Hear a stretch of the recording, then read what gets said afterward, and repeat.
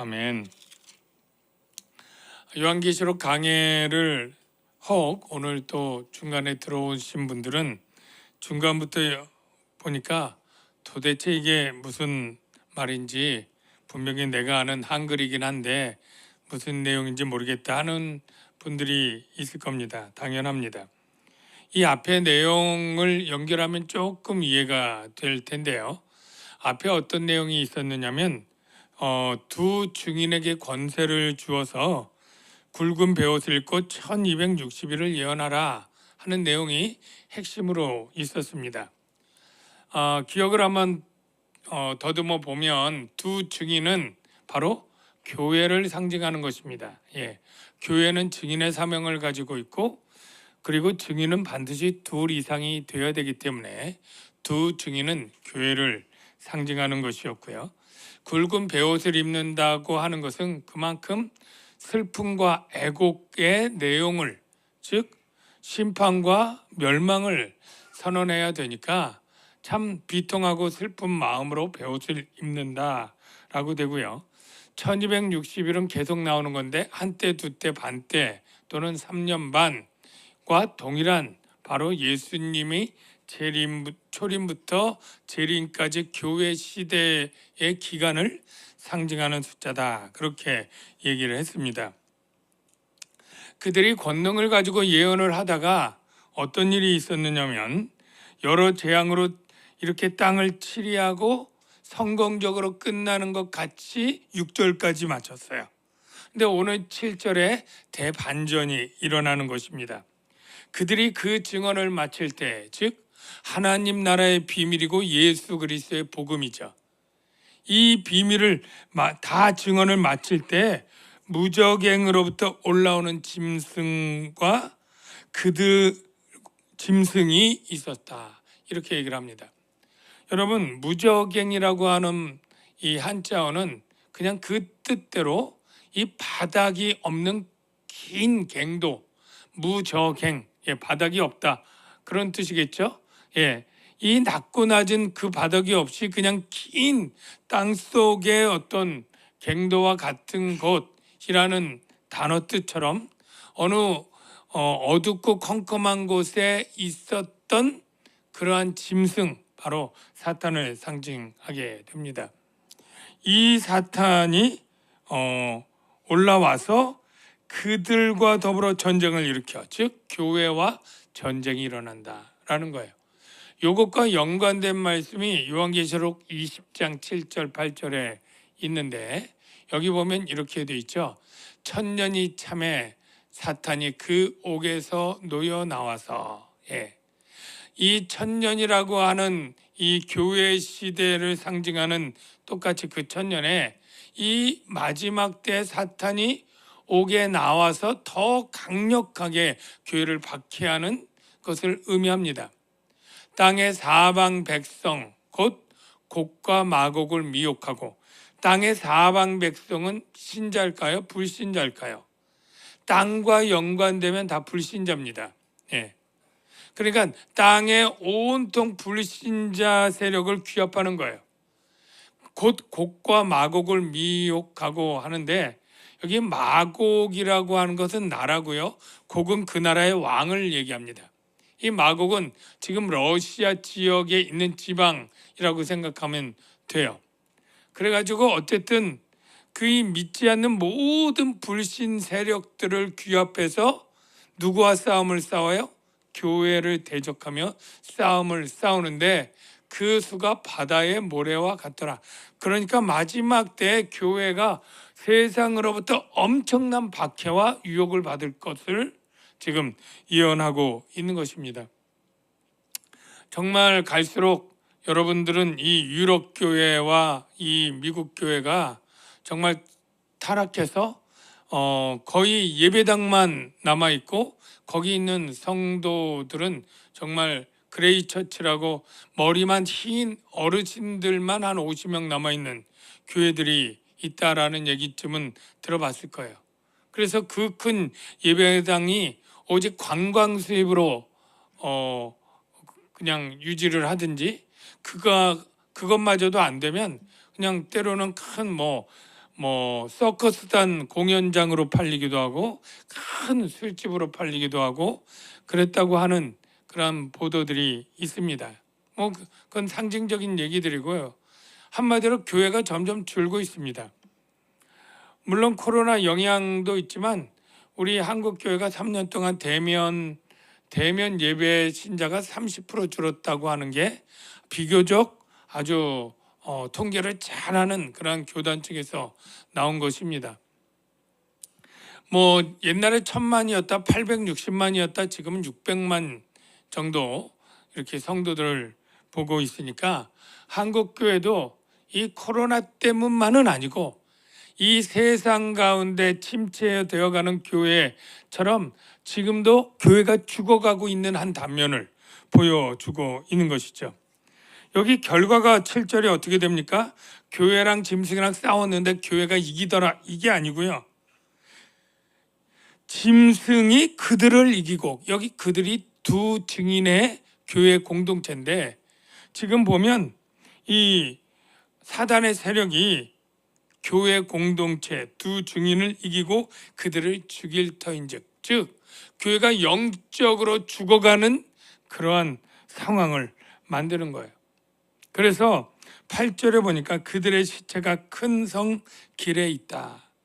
교회가 죽어서 이 시체가 성의 길에 있게 되는 상황인데 그 성이 어디냐라고 했을 때 8절에 보니까 영적으로 하면 그들의 시체가 큰 성에 있는데 그 성은 영적으로 하면 소돔은 죄악의 도시죠. 특별히 음란한 죄악이 있었던 도시입니다. 이라고도 하고 또 애굽이라고도 하니, 이거는 애굽의 특징은 뭐예요? 하나님을 대적하던 나라의 도시죠. 모세를 통해서 그렇게 10번의 심판과 재앙을 받고도 하나님을 대적했던 도시. 그러니까 죄악과 대적의 그러한 특징을 가지고 있는 성인데 그 성이 바로 예루살렘 성이다. 즉 곧 그들의 주께서 십자가에 못 박히신 곳이라. 예수님이 예루살렘에서 돌아가시지 않습니까? 그러니까 이름은 정말로 거룩한 성인데 사실은 그 영적으로 보면 썩을 대로 썩어서 죄악과 하나님에 대한 불순종이 들어와서 시체가 돼버린 그런 교회 공동체를 보여주고 있습니다. 그 교회가 어떻게 되느냐? 교회가 9절에 보니까 9절을 한번 보십시오. 백성들과 족속과 방언과 나라 중에서 사람들이 그 시체를 사흘 반 동안을 보며 무덤에 장사하지 못하게 하리로다. 이 두 선지자가, 두 증인과 두 선지자는 같은 교회입니다. 땅에 사는 자들을 괴롭게 한 거로 땅에 사는 자들이 그들의 죽음을 즐거워하고 기뻐하여 서로 예물을 보내리라 하더라. 여러분, 먼저 교회가 어떻게 됐느냐면 시체가 됐는데 사흘 반 동안을 무덤에 장사하지 못하게 하고 길가에 그냥 있어요. 이게 무슨 의미가 될까요? 여러분, 이 사실은 이 적군이라고 해도 전쟁에서 죽으면 그 시체를 그냥 짐승들이나 누가 해치지 못하도록 좀 묻어주는 게 그래도 인지상정이고 예의인 것이죠. 예. 그런데 지금 이 사단과 이 세상이 교회가 완전히 죽어서 시체처럼 됐는데 길바닥에 놓고 누구도 장사를 못 지내게 한다는 건 뭐예요? 이 시체에 대한 완전한 조롱과 모독이에요. 예.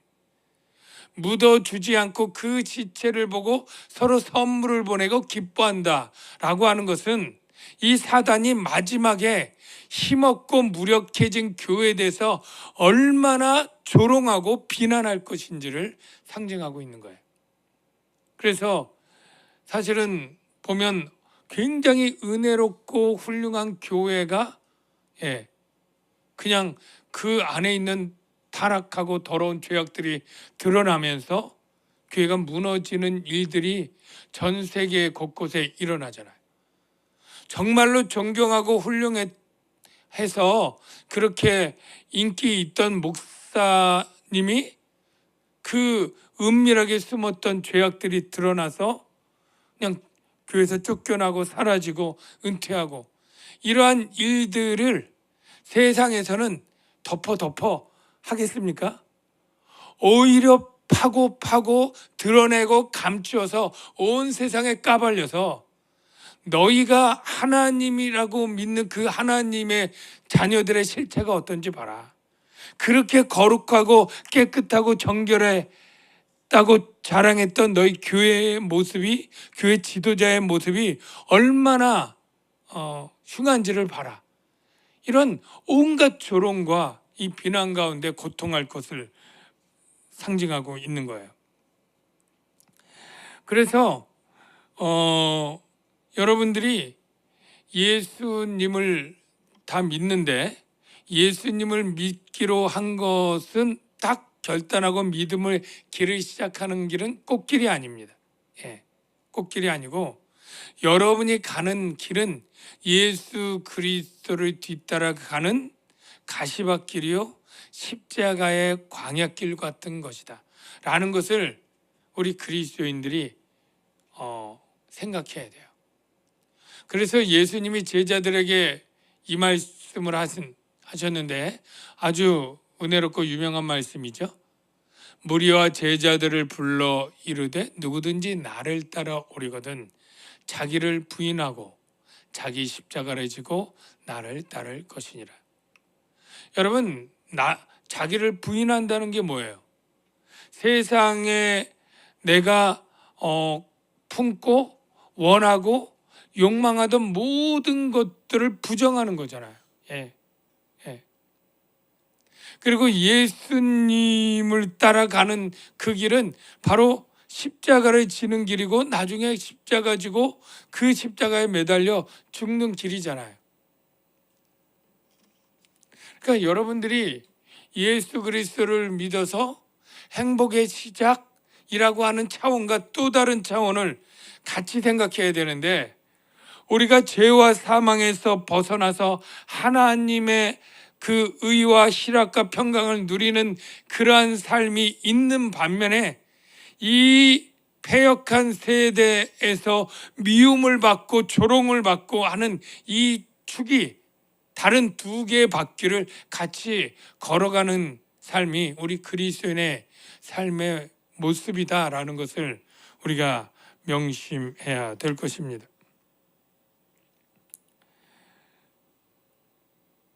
그러나 여기 보면 사흘 반 동안만 조롱과 박해를 당해요. 그러니까 사흘 반 후에는 무덤에 장사하게 되는 거죠. 수치를 면하게 되는 거죠. 그래서 이 사흘 반은 어떻게 보면 1년 365일 중에 3년 반 중에는 365분의 1이다. 하루 예수님의 공생애가 3년 반이었죠. 근데 그 십자가의 길을 사흘 반, 어떻게 보면 365분의 1이기 때문에 신학자들이 해석하기를 이게 굉장히 짧은 기간 아니냐 그래도. 그래서 우리가 고난의 길을 걸어가는 것은 나중에 받을 그 영광에 비하면은 굉장히 작고 적은 기간이다. 작은 고난이다. 우리가 고린도후서 4장 7절에 바울이 했던 이런 말씀이 있죠. 우리가 잠시 받는 환난에 경한 것이, 즉 이 3일 반 동안 수치와 모욕을 당해 죽어 있는 이것은 잠시 받는 환난에 경한 것에 해당이 되고요. 그리고 하나님 나라에서 그 영광은 지극히 크고 영원한 영광에 중한 것이라고 대비되어 있지 않습니까? 그래서 우리는 이런 말씀을 보고도 두려움과 또는 근심, 슬픔이 순간 들어올지 몰라도 다시 용기를 가지고 믿음의 길을 담대히 걸어갈 수 있게 되는 거예요. 근데 여기에서 조금 의미 있는 단어가 하나 있는데요. 이 두 선지자가 땅에 사는 자들을 괴롭게 한 거로. 여러분, 저와 여러분이 두 선지자로 표현되는 교회 아닙니까?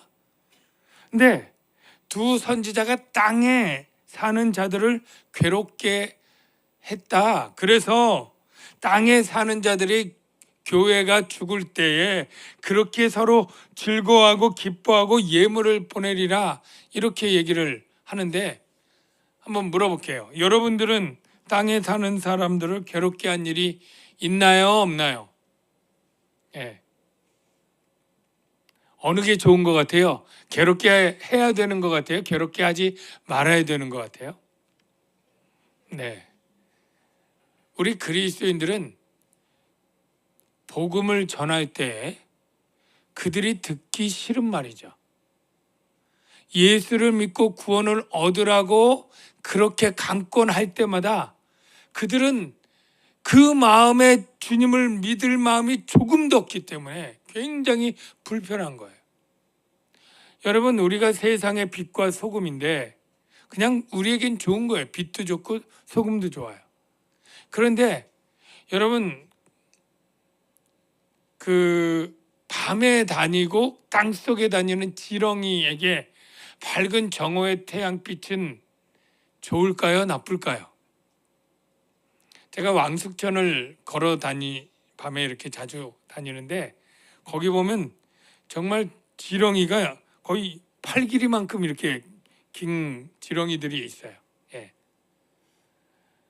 그런 지렁이들이 밤이니까 이제 밤이슬 맞으면서 산책으로 사람 다니는 그러한 길로 나오는데, 낮에 이제 갈 일이 별로 없지만 낮에 시간 나서 몇 번을 이제 좀 가봤는데 그 지렁이들이 다 아직 숨지 못한 지렁이들이겠죠. 귀가하지 못한 지렁이들은 완전 말라붙어 가지고 거기 시체로 남아 있어요. 당연히 이 지렁이는 어둠을 좋아하고 습기를 좋아하고 이래야지 정오의 밝은 빛은 그에게는 온몸을 태우는 것이죠. 여러분, 제가 어렸을 때 추어탕을 부모님이 뭐 이렇게 자주는 아닌데 해 드실 때 그 추어탕에다 놓고 거기다 소금을 뿌리는 그런 일을 봤는데, 그리고 뚜껑을 닫았는데 어떤 일이 일어났을지 상상이 되시죠? 마치 소나기가 그 안에서 때리는 것처럼 막 후다다다다다다닥. 왜 그럴까요? 네, 이 민물고기의 이 비늘 없는 그런 물고기들의 이 소금은 하여간 뭐 삼투압 작용 때문인지 하여간 너무너무 괴롭게 하는, 죽음을 이르도록 하는 그러한 고통스러운 것이죠. 마치 그렇습니다. 빛을 싫어하는 어둠에 최적화된 그러한 불신자에게 하나님, 예수님, 그리고 그 십자가의 복음은 마치 그들에게 있어서 지렁이에게 밝은 빛이나 미꾸라지에게 소금과 같이 그들을 괴롭게 하고 찌르는 것이 되는 것이죠. 그래서 엘리야가 복음을 전할 때 아합이 엘리야에게 이렇게 말합니다. 엘리야를 볼 때 아합이 그에게 이르되 이스라엘을 괴롭게 하는 자여 너냐. 하나님의 말씀을 전하는 선지자 엘리야가 한마디로 뭐예요? 이스라엘을 괴롭게 하는 자요. 스데반이 사도행전에서 설교를 할 때 유대인들이 뭐라고 반응하냐면 그들이 이 말을 듣고 마음에 찔려 그를 향하여 이를 갈거늘 그들이 큰 소리를 지르며 귀를 막고 그에게 달려들어 성 밖으로 내치고 돌로 쳤다. 얼마나 괴로우면 저를 죽여야 되겠다, 이렇게 얘기를 하는 거예요. 여러분, 우리가 가지고 있는 이 복음이 세상 불신 사람들에게는 괴롭고 듣기 싫은 거라고 성경이 분명히 말해요. 그런데 주님은 우리에게 화평을 주러 온 게 아니라 검을 주러 왔다는 거예요. 누군가를 찌르도록 말씀으로 찔러야 된다는 거예요. 죄악으로 가득 찬 그에게 찔러서 그 죄를 드러내고, 그리고 그 죄 때문에 괴로워서 정말로 나를 찌르든지 아니면 찔려서 하나님께 회개하고 나오든지 그 일을 해야 되는 게 증인의 사명이라는 거예요. 근데 우리가 어떻습니까?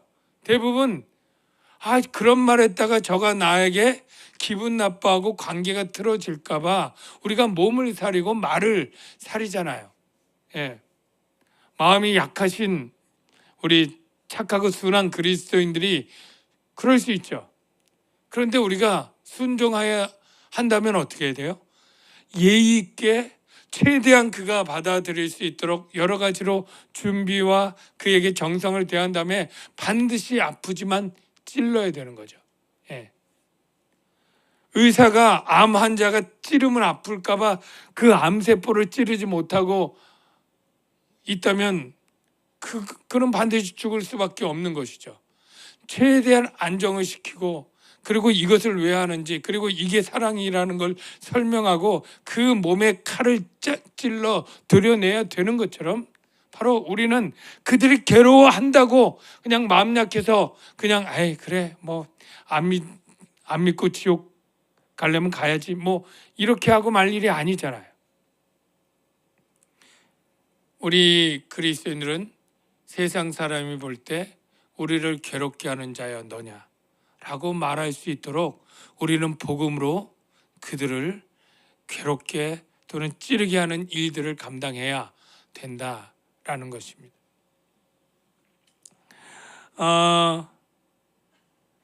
3일 반 후에, 그러니까 완전히 교회가 죽어서 시체가 되고 온갖 모욕을 당한 후에 어떠한 일이 일어납니까? 하나님의 구원의 역사가 교회에 들어오게 되는데요. 11절을 보겠습니다.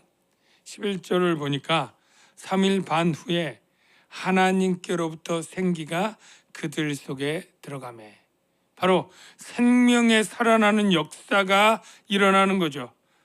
교회에 생명과 활력이, 능력이, 권능이 들어가서 그들이 발로 일어서니 구경하는 자들이 크게 두려워하더라. 교회가 그 능력을 발휘하는 때를 하나님이 다시 만들어 주시고 그들에게 영광을 주는데, 어떻게 영광을 주느냐? 하늘로부터 큰 음성이 있어. 그 음성의 내용이 뭐예요? 이리로 올라오라. 이리가 어디예요? 하늘나라겠죠? 하나님께로 올라오라 함을 듣고 그들이 듣고 구름을 타고 하늘로 올라가니, 이게 뭐예요?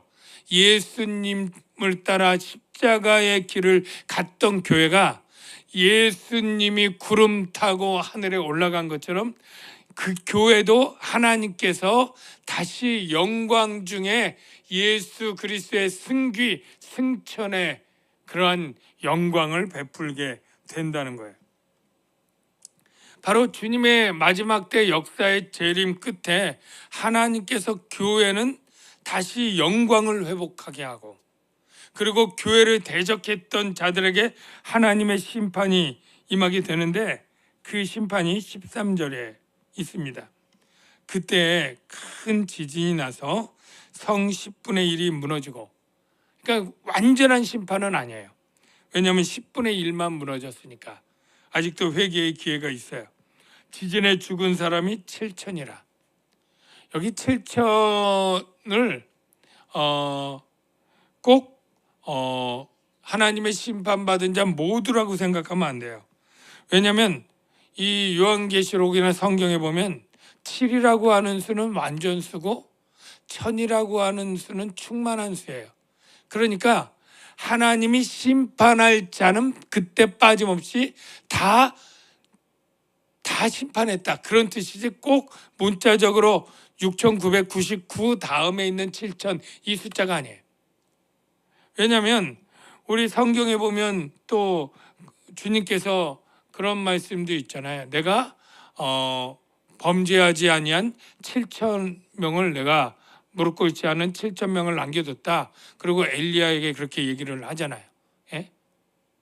바알에게 무릎 꿇지 않은 7천 명. 그때도 딱 7천 명이 아니라 하나님을 경외하는 자, 완전히 충만한 자 7천 명. 여기도 반드시 하나님이 심판하고자 하는 7천 명을 죽이고 그 남은 자들이 있는데 이 남은 자들이 어떻게 되느냐 하면 여기 보니까 두려워 영광을 하늘의 하나님께 돌리더라.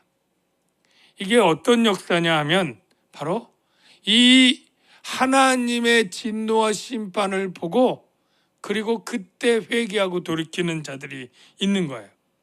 그러니까 하나님이 그 남은 자들, 여긴 7천이 죽어야 되지만 죽지 않은 남은 자들 가운데 이 하나님의 이 심판을 두려워하면서 영광을 하늘의 하나님께 돌리더라.